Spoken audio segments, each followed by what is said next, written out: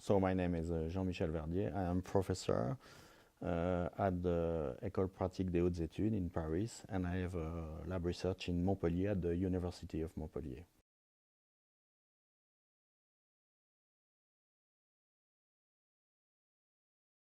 Our part is to introduce a natural Alzheimer's disease model, non-human primate model of Alzheimer's disease.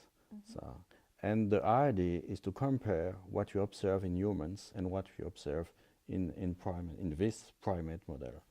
And the idea also is to look at genes that are involved in the developmental pathway that can re-emerge during neurodegeneration, during Alzheimer's disease.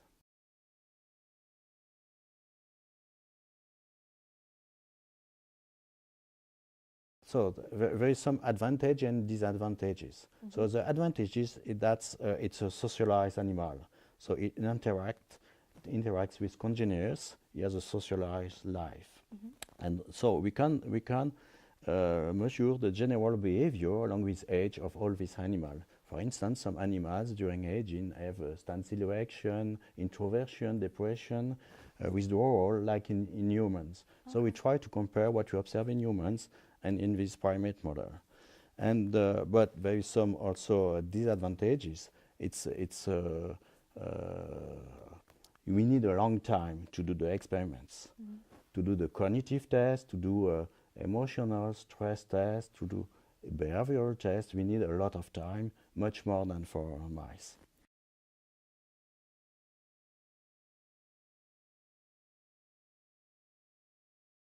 Here you have for instance, here you have a sliced brains of this animal model, and what you can see here in the brain, it's punctiform deposits of proteins, which is characteristic of Alzheimer's disease in humans.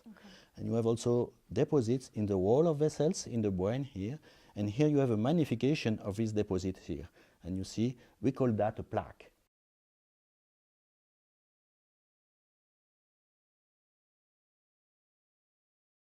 They are blocking everything in the brain. They are blocking the connection, for instance, between neurons. So the information from one neuron to other neurons don't go.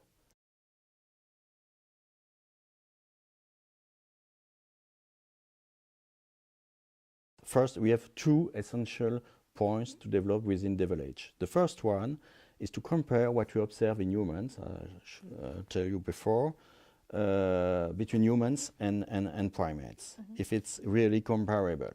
And the second point, very important, is the genetic aspects. We are looking for new genes using this primate to look at the, for instance, Alzheimer's disease. If you can discover new genes involved in the development of the disease, or new genes that protect against the disease.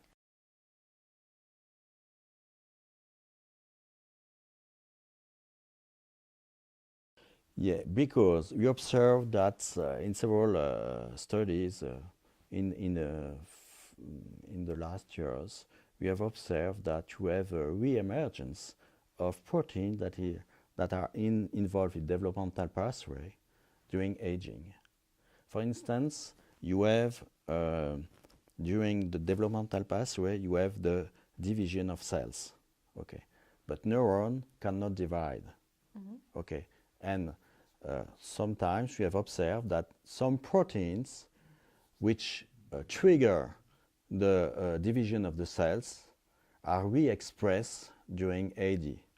So maybe it's in this condition, maybe the neuron, the cells of the brain will die because of that. So that makes the link between development and aging.